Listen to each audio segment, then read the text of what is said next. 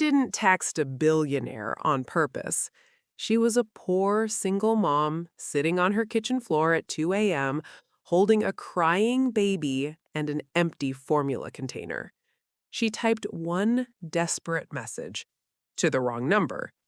What she didn't know was that the man who replied had lost everything that mattered to him. One message turned into a night of confessions. One mistake turned into help. Help turned into judgment. And judgment almost cost her the one thing she loved most, her child. When the world tried to tear them apart, he showed up, not as a billionaire, but as someone who refused to walk away. This isn't a fairy tale. This is a story about desperation, dignity, and a love that had to survive fear, power, and the truth. Stay till the end, because the choice she makes will break your heart, and then heal it. The baby wouldn't stop crying. Not the fussy kind of cry, not the I need to be held cry. This was different. This was hunger. Emma Carter sat on the edge of her bed, her back pressed against the peeling wall of her tiny apartment in Cleveland, Ohio. The heater hadn't worked in weeks. Winter air leaked through the cracked window like a warning she couldn't afford to ignore. She shook the baby formula container one more time. Nothing. Not even powder dust.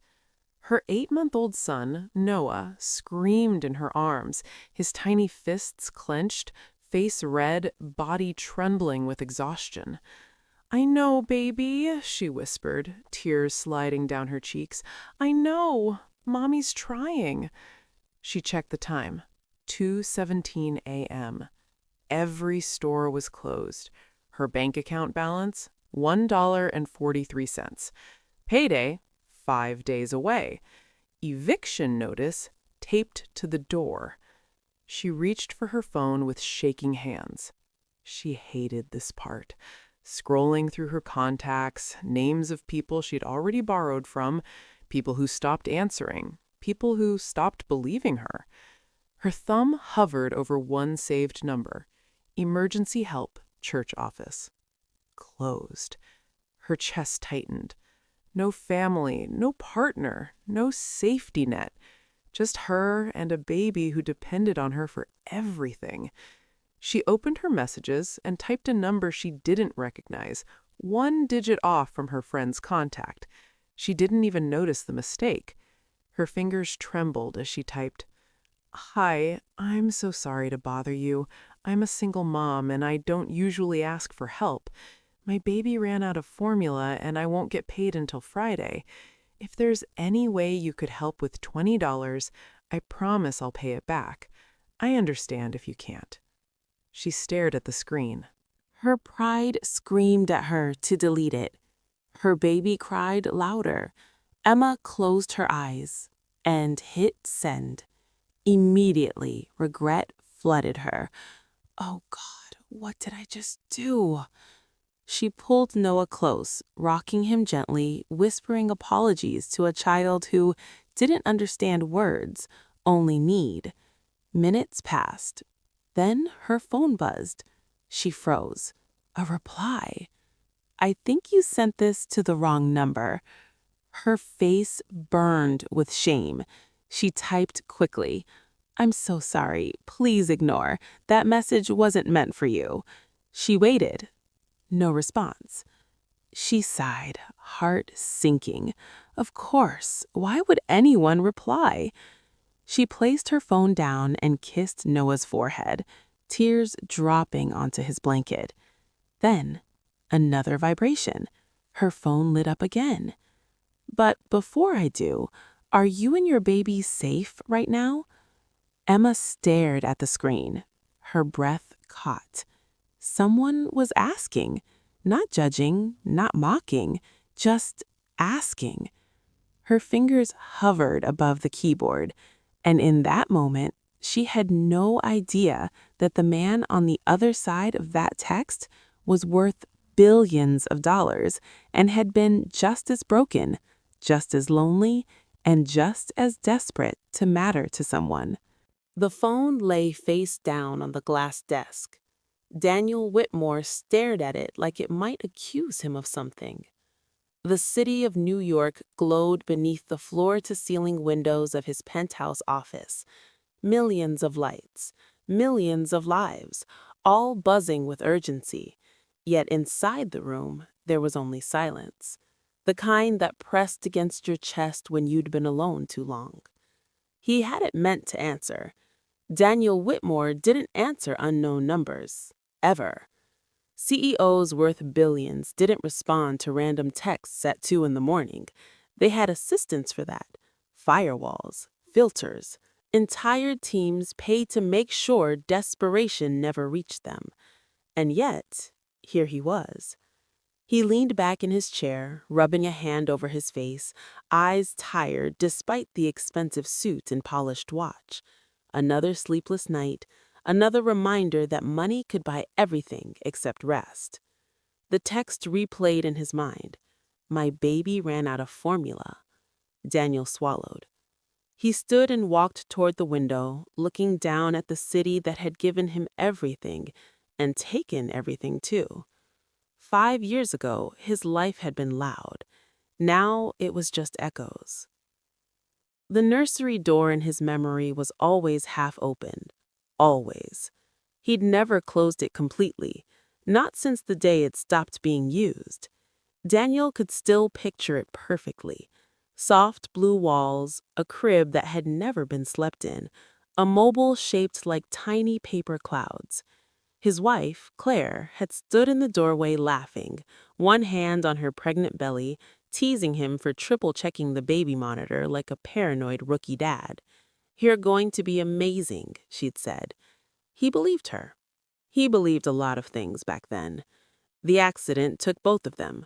One rainy night, one phone call, one empty house that suddenly became too big to live in.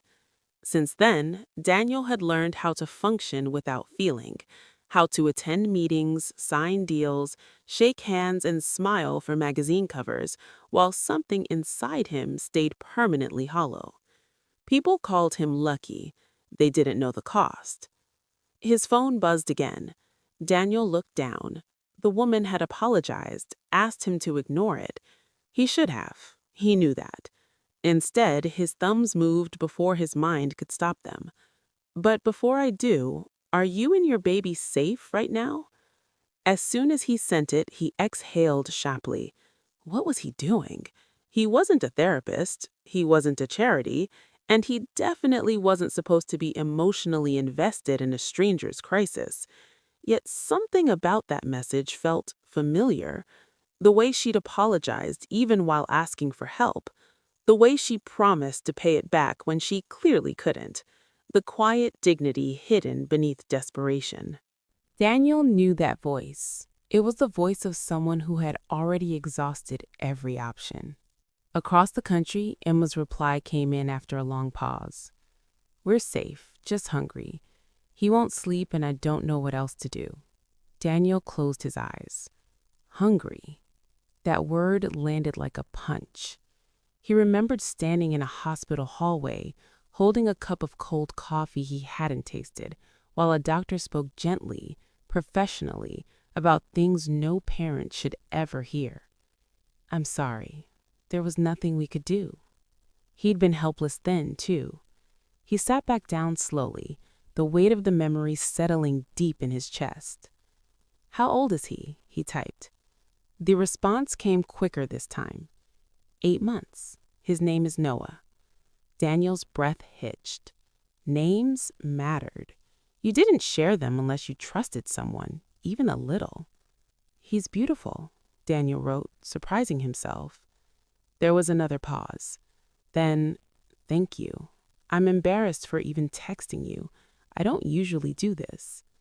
Daniel stared at the screen. Neither did he. He opened his banking app without thinking. The numbers were absurd, commas stacked on top of commas. More money than he could spend in 10 lifetimes. Money that had lost meaning years ago. He typed in an amount, then deleted it. Typed again, deleted. Finally, he sent $200. not 20. Enough for formula, enough for diapers, enough to let her breathe for a moment. He hesitated before adding a message. This isn't a loan. You don't owe me anything. Please make sure Noah eats. The typing bubble appeared almost instantly, then disappeared, appeared again. When her message finally came through, it was short. I don't know how to say thank you without crying. Daniel leaned back, eyes burning unexpectedly. He hadn't expected this feeling, this strange warmth spreading through his chest, this sense, small but real, that tonight he hadn't been useless. You don't have to say anything, he replied. Just take care of him. Another message followed. Why are you helping me? Daniel stared at the question. He didn't know how to explain grief to a stranger at 2 a.m, didn't know how to put years of loss into a sentence that wouldn't scare her away. So he told the truth. Because once, someone I loved needed help, and I couldn't give it. There was no response for a long time. Daniel didn't rush it. Some silences were sacred. When the phone finally buzzed again, the message was simple. I'm really glad you answered tonight. Daniel smiled for the first time in months. So was he, and neither of them realized it yet, but that accidental text had just cracked open 2 lives that had been quietly breaking for years. The apartment was finally quiet.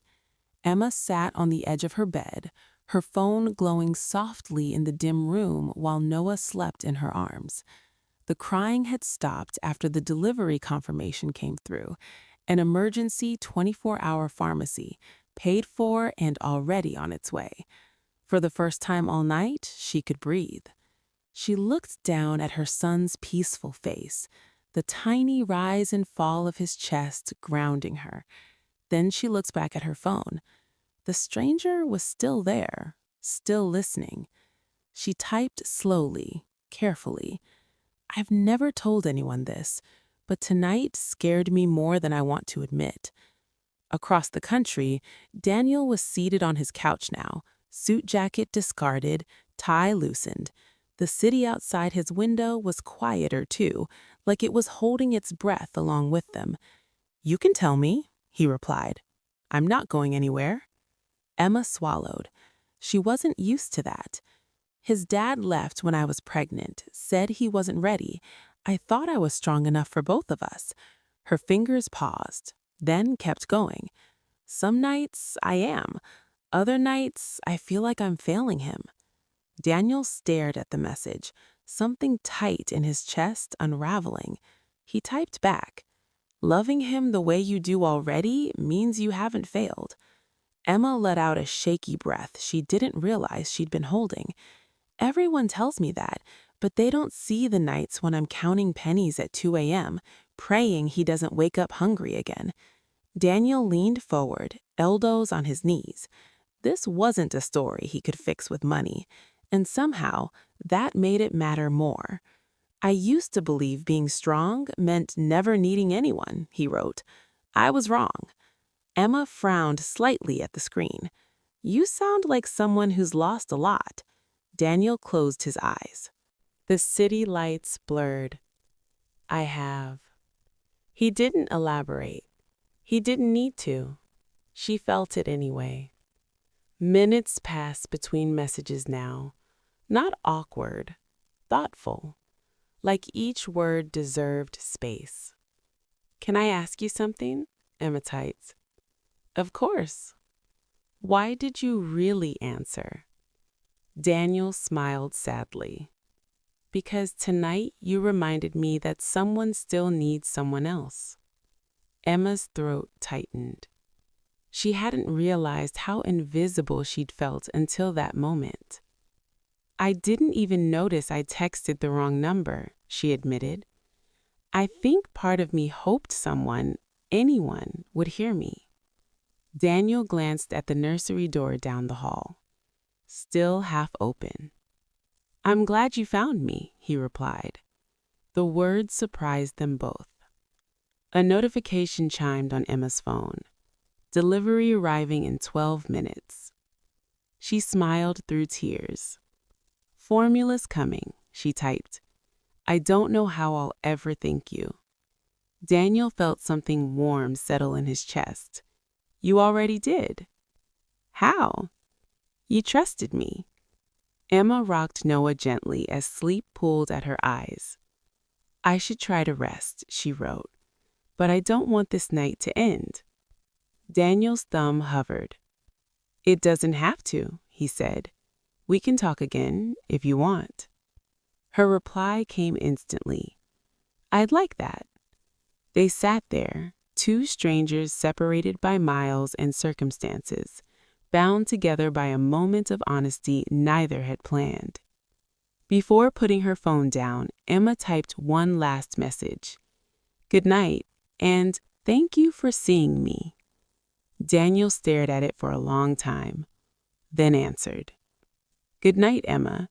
You're doing better than you think." He set his phone down gently. For the first time in years, the silence didn't feel so heavy. The knock came softly, almost politely. Emma startled awake on the couch, Noah still curled against her chest. For a split second, panic surged. Who would be knocking at this hour? Before her brain caught up. The delivery. She stood too fast, legs weak, heart racing as she carefully shifted Noah into his crib. He stirred but didn't cry. His tiny fingers twitched, searching for warmth. "I'll be right back," she whispered, even though he couldn't understand. She opened the door. The delivery driver looked exhausted, bundled in a thick jacket, holding a brown paper bag like it weighed more than it should. "Emma Carter?" he asked. Yes, that's me," she said quickly. He handed it over. "Have a good night, ma'am." She nodded, unable to speak. The door closed, and suddenly she was alone with it. Emma carried the bag into the kitchen like it was something fragile, sacred. She set it down on the counter and just stared. Inside was baby formula, diapers, a small jar of baby food, and taped to the receipt, a handwritten note from the pharmacy cashier. "Hang in there, Mom. You're doing great." Emma pressed a hand over her mouth. Her knees buckled. She slid down the cabinet and sat on the cold kitchen floor, clutching the bag to her chest as sobs ripped out of her, deep, silent ones she'd been holding back for months. Not loud, not dramatic, just the sound of a woman who had reached the edge and been pulled back at the last second. She cried for the nights she'd skipped meals, for the friends who stopped calling, for the shame she swallowed every time she smiled and said, "We're fine." And she cried because tonight, someone had cared. She mixed the formula with shaking hands. Every scoop felt unreal. When she lifted Noah from the crib, his eyes fluttered open. He let out a small, confused sound, and then, when the bottle touched his lips, he latched on instinctively. Emma watched him drink, watched his tiny shoulders relax, watched his brow smooth out, watched hunger finally let go. Tears slid down her face again, but this time they were quiet. "Eat, baby," she whispered. "Mommy's got you." For the first time in days, Noah finished a bottle and didn't cry afterward. He just sighed, a deep, content sound, and drifted back to sleep in her arms. Emma held him longer than necessary. Just to be sure. She reached for her phone. Her fingers hovered before typing. "He's eating," she wrote. "I don't have words." Daniel read the message while standing in his kitchen, staring at a city skyline that suddenly didn't feel so distant. He imagined it, the relief, the quiet, the way the world must have softened just a little for her. "I'm glad," he replied. "That's all that matters." Emma hesitated, then typed, "You didn't just buy formula. You gave me a night where I can breathe." Daniel's throat tightened. He thought of all the things he'd bought over the years, cars, homes, companies, none of them ever doing what this moment just had. "You deserve that," he wrote. She stared at the screen. People don't usually say that to women like me. Daniel frowned. What do you mean, women like you? Her reply came slowly. Single, poor, always one mistake away from losing everything. Daniel typed without hesitation. I see a mother who fought through hell tonight for her child. Emma closed her eyes. That was the first time anyone had said it like that. Not strong, not brave, but seen. Later, after Noah was asleep again, Emma cleaned the kitchen for the first time in weeks, not because it suddenly mattered, but because she felt capable again. Hope did that. Before going to bed, she sent one last message. I don't know who you are, but I'll never forget what you did tonight. Daniel stared at it for a long moment, then replied, Neither will I. They didn't say goodnight this time. They didn't have to. Something had already changed. Morning light crept through the cracked blinds, thin and pale, like it wasn't sure it was welcome. Emma woke up on the couch with a stiff neck and dried tear marks on her face. For a moment, she forgot why the apartment felt different, lighter somehow. Then she heard it, Noah's soft babbling from the crib. She sat up fast. He was awake and he wasn't crying. Emma rushed to him, heart pounding, and lifted him into her arms. He smiled, a real smile, the kind that started in his eyes and ended in a gummy grin that made her chest ache. You slept, she whispered in disbelief. You actually slept. She changed his diaper, mixed another bottle, and fed him without counting scoops, without panic crawling up her throat. It felt almost dangerous, this sense of relief. She knew better than to trust it. Her phone buzzed on the counter. A message. From him. Good morning. How's Noah? Emma smiled before she could stop herself. Happy, full, smiling like nothing was ever wrong. There was a pause. Then, that's good to hear. Another pause. Then, listen, I want to ask you something, and you can say no. Emma's stomach tightened. She stared at the screen, already knowing what was coming. Okay, let me help you a little more, just until you get back on your feet. There it was. Her chest filled with a complicated mix of gratitude and fear. She typed carefully. I can't. The reply came quickly. Why? Emma swallowed. Because if I let you, I'll start depending on it. Daniel read the message twice. He respected the honesty, but it didn't stop the ache. He wrote, There's nothing wrong with help. She replied, There is when it turns into charity. I don't want Noah growing up thinking his mom was saved by a stranger. Daniel leaned back in his chair. This woman was exhausting and incredible. What if it's not charity? He asked. What if it's just support? Emma closed her eyes. She wanted to say yes. God, she wanted to say yes. But pride wasn't the enemy people thought it was. Sometimes it was the only thing holding you upright. I appreciate you, she typed. More than you know, but last night has to be enough.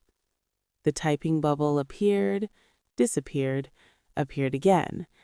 Finally, all right, Daniel wrote, but promise me something. What? If things get bad again, you'll tell me. Emma hesitated. Then, I promise. They both knew promises were fragile. Later that day, Emma pushed Noah's stroller through the cold sidewalk toward the bus stop, resume folded neatly in her bag. She had an interview, part-time retail. No benefits, minimum wage. But it was something.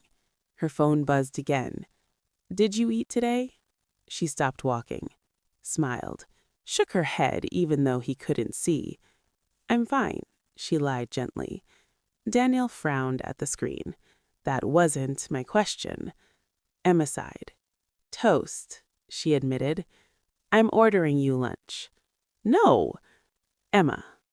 Daniel. She froze. She hadn't realized she'd used his name. Neither had he. There was a long pause. I didn't tell you my name, he wrote. Her cheeks flushed. You didn't have to. Daniel smiled. The interview lasted 12 minutes. Emma knew it was over by minute 6. The manager barely looked at her, eyes drifting toward the clock behind her head as Emma answered questions she'd practiced all night. Yes, I'm flexible. Yes, I have experience.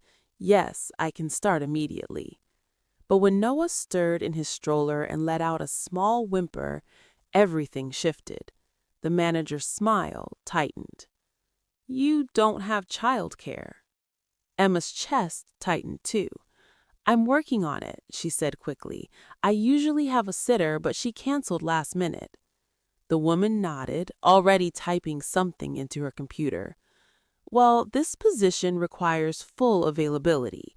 Retail is unpredictable. Emma swallowed. I understand. The interview ended with a polite handshake and a sentence Emma had learned to recognize as a goodbye. We'll be in touch. They wouldn't. The letter was waiting for her when she got home. Not in the mailbox, on the door. Bright orange. Final eviction notice. Her stomach dropped. She pressed her forehead against the wood, Noah heavy in her arms, the world tilting. 3 days. She had 3 days. Inside, she laid Noah down and opened the letter with shaking fingers. Legal language blurred together, but the meaning was clear. Failure to vacate will result in forced removal. Her phone buzzed. Daniel. How did the interview go? Emma stared at the screen. Her promise echoed in her head. If things get bad again, you'll tell me. She typed. Deleted. Typed again. Not great. I'll figure something out. The reply came almost immediately. That doesn't sound like the truth. Tears spilled before she could stop them. She sank onto the floor, back against the couch, Noah playing quietly beside her, unaware that his world was about to collapse. I got an eviction notice, she wrote. 3 days. Silence. Not the gentle kind. The kind that meant someone was thinking very carefully. Where are you? Daniel finally asked. Ohio. I can fix this, he said. Let me. Emma's chest tightened. No. Emma! I said no. She pressed her phone to her chest, shaking. If I let you save me every time things get hard, I'll never learn how to stand again. Daniel stared at his phone, jaw tight. He'd spent years solving problems with money, removing obstacles before they became pain. This one refused to be bought. You shouldn't have to be this strong, he wrote quietly. I don't have a choice, she replied. The knock came that evening. Sharp. Official. Emma froze. She opened the door slowly. A woman stood there with a clipboard and a tight smile.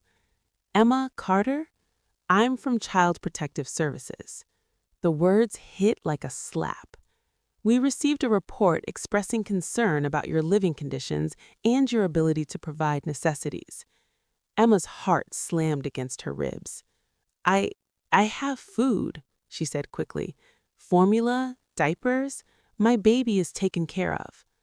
The woman glanced inside the apartment, the thin walls, the worn furniture, the chill in the air.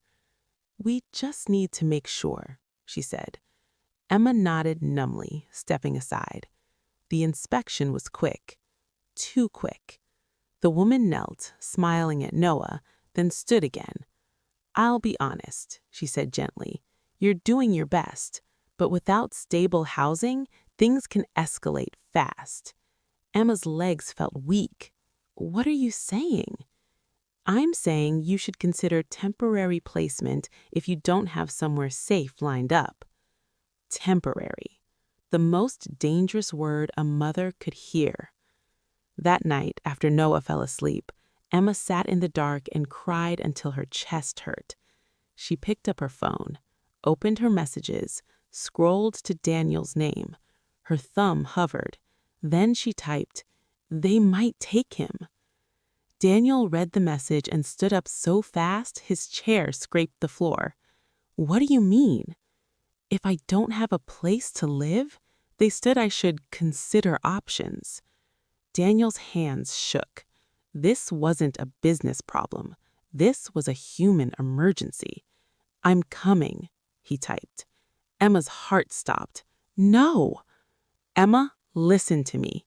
You promised boundaries."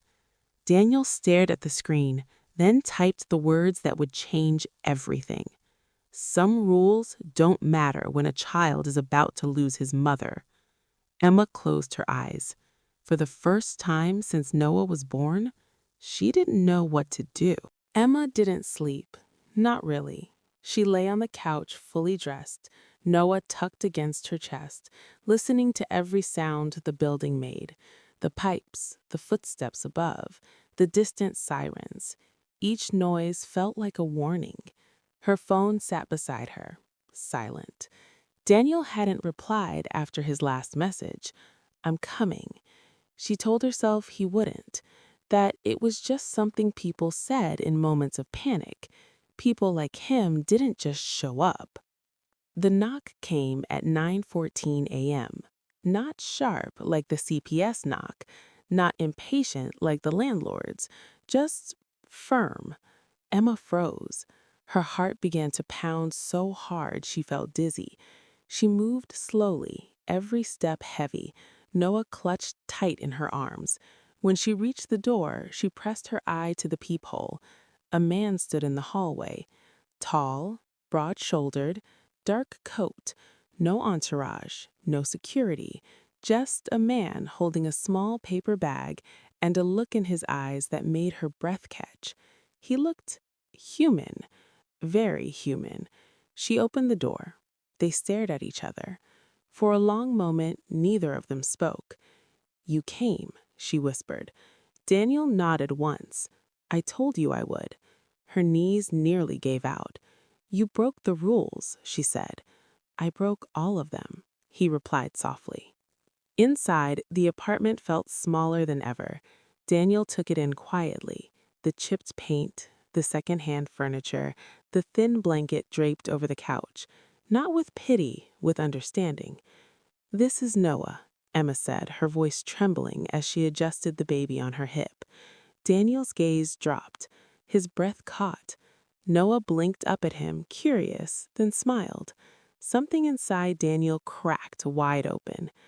"Hi," he whispered. "I've been hearing about you." Emma watched his face change, watched the walls fall away without him even realizing it. She'd never seen a man look at her child like that. Not with fear, not with doubt, but with reverence. They sat across from each other, the small kitchen table between them like a boundary that no longer mattered. "I didn't want you to come," Emma said quietly. "I know." "I didn't want to need you." Daniel met her eyes. "Needing help doesn't make you weak," he said. "It makes you human." Tears filled her eyes. "They might take him," she whispered, "because I don't have a place to live." Daniel's jaw tightened. "They won't." She shook her head. "You can't promise that." "I can promise I won't let you face it alone." Silence settled between them, heavy but not uncomfortable. Then Emma asked the question she'd been holding back since the moment she saw him. "Who are you?" Daniel hesitated. This was the moment. "I run a company," he said carefully. "A big one." She frowned. "How big?" He exhaled. "Big enough that money has never been my problem." The words hung in the air. Emma stared at him, then laughed softly, disbelieving. "You're serious?" "I am." She shook her head slowly. So this is real. I really texted a billionaire by mistake. He smiled faintly. Seems that way. She looked down at Noah, then back at Daniel. I don't want to be a project, she said. I don't want to be someone you save to feel better about yourself. Daniel stood, emotion sharp in his voice. That's not why I'm here. Then why are you? He swallowed. Because when you texted me that night, you reminded me of everything I lost and everything I still care about. Emma's breath caught. I'm not trying to rescue you, he continued. I'm trying to stand next to you. A knock echoed again, this time from the hallway. Emma stiffened. Daniel moved instinctively, placing himself slightly in front of her without realizing it. She opened the door. The CPS worker stood there again. We just wanted to follow up, she said. Daniel stepped forward calmly. I'm Daniel. I'm here to ensure Emma and Noah have stable housing immediately. The woman's eyes flicked to his watch, his posture, his confidence. Are you family? She asked. No, but I'm permanent. Emma's heart slammed into her ribs. Permanent? The worker nodded slowly. Well, she said, that changes things. Emma closed her eyes, not in relief, in disbelief. Later, when the door closed and the apartment fell quiet again, Emma sank into a chair. You didn't have to do that, she said. Yes, Daniel replied gently. I did. She looked up at him, and for the first time, she wasn't just grateful, she was terrified. Because if this went wrong, it wouldn't just hurt, it would shatter her. The first article went live at 6:42 a.m. Daniel sighed before anyone else. He was standing in the kitchen of a temporary corporate apartment he barely remembered buying, coffee growing cold in his hand, when his phone began to vibrate nonstop. Texts, calls, emails marked urgent. Then the headline flashed across his screen. Billionaire CEO seen at eviction site with single mother and infant. His stomach dropped. He clicked. A blurry photo, him in the hallway outside Emma's apartment, coat open, head bowed slightly as if listening. Emma's face was half hidden, Noah wrapped in a blanket against her chest. The comments were already brutal. Midlife crisis. White knight complex. Another woman looking for a handout. Daniel swore under his breath. He hadn't protected her enough. Emma found out an hour later. She was feeding Noah when her phone started buzzing. A friend from years ago, someone she hadn't spoken to since before the pregnancy. Is this you? A link followed. Emma's hands went cold. She clicked. And just like that, the world knew. Her chest tightened as she scrolled. People dissected her life in seconds. Her clothes, her apartment, her motherhood. Someone had dug up an old photo from college. Another comment mentioned her child's father, incorrect details twisted into something ugly. She's using him. She planned this. Poor baby. Emma felt sick. She locked her phone and pressed it to her chest, breathing hard as Noah gurgled softly, unaware. This was what she'd been afraid of. Not losing help, losing control of her story. Daniel arrived an hour later.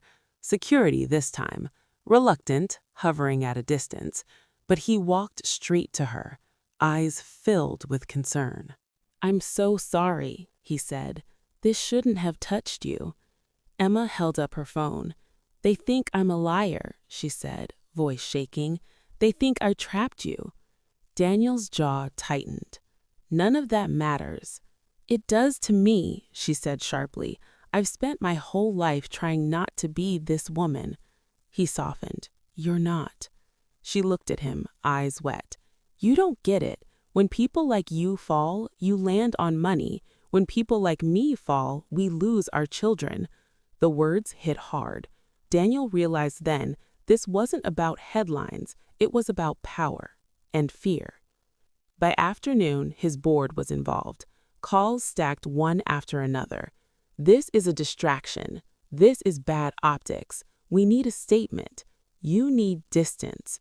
Distance. Daniel looked across the room at Emma, rocking Noah gently, whispering to him the way only a mother could. "No," Daniel said into the phone, "I don't." Silence on the other end.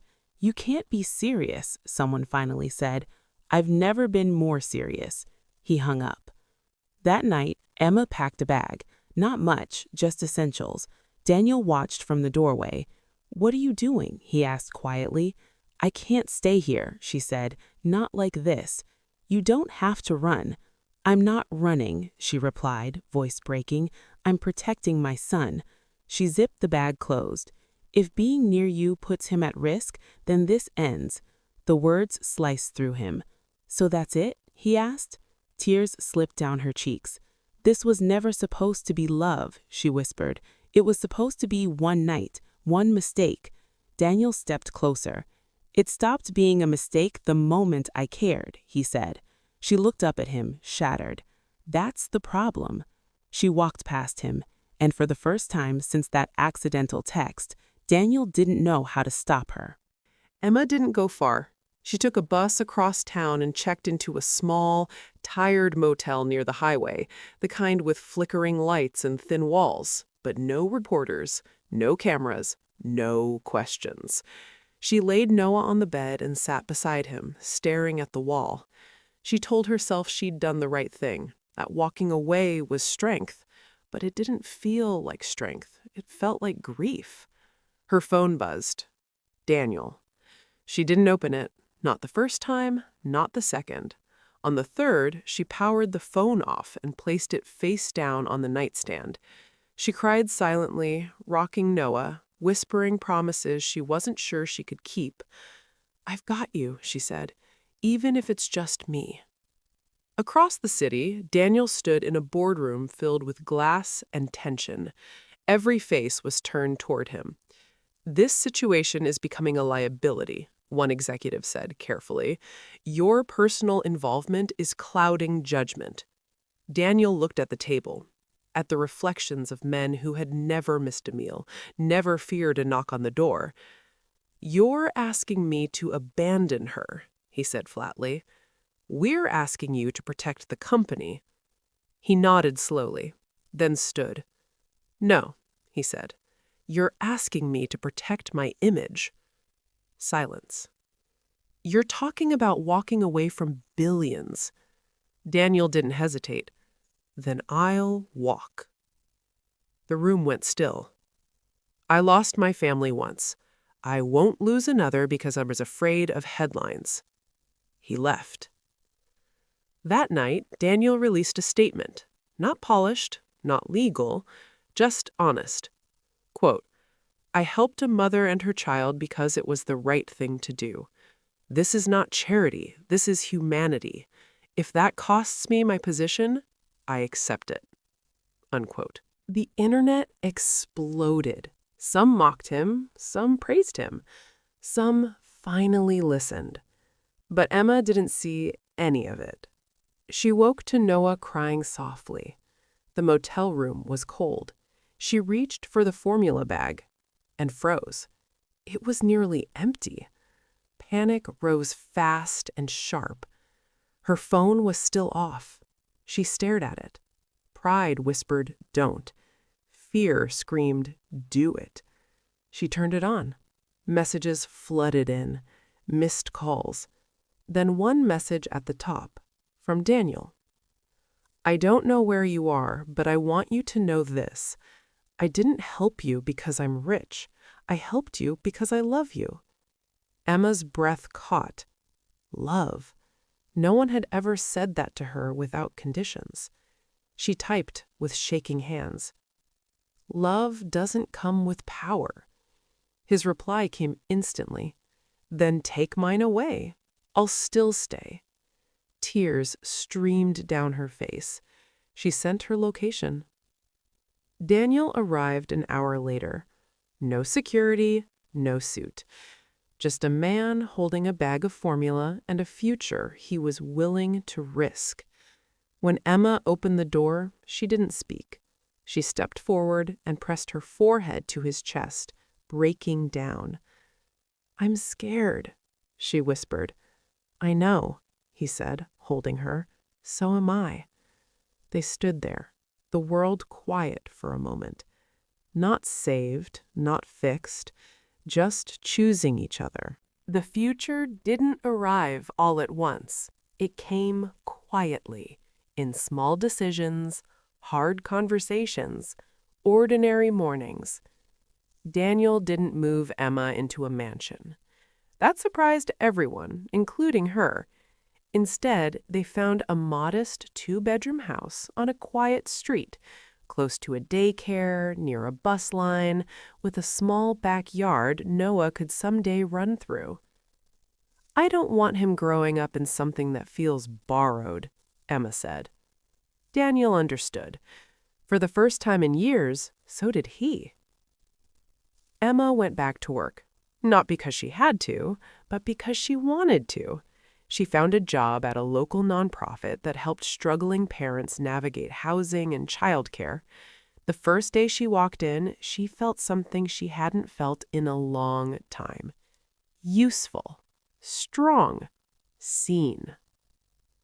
Daniel supported her the way she asked, not with solutions, but with presence. Late-night feedings, grocery runs, sitting quietly when the day had been too heavy. He learned that love didn't need to lead. Sometimes it followed. The media moved on. They always did. Another scandal, another headline. But some stories lingered quietly.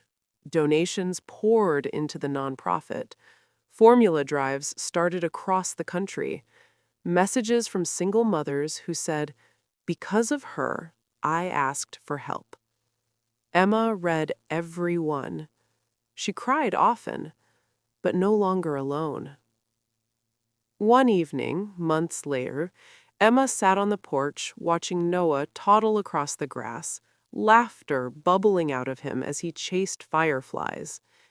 Daniel stood beside her. "This isn't what I imagined my life would look like," he said. She smiled softly. "Me neither."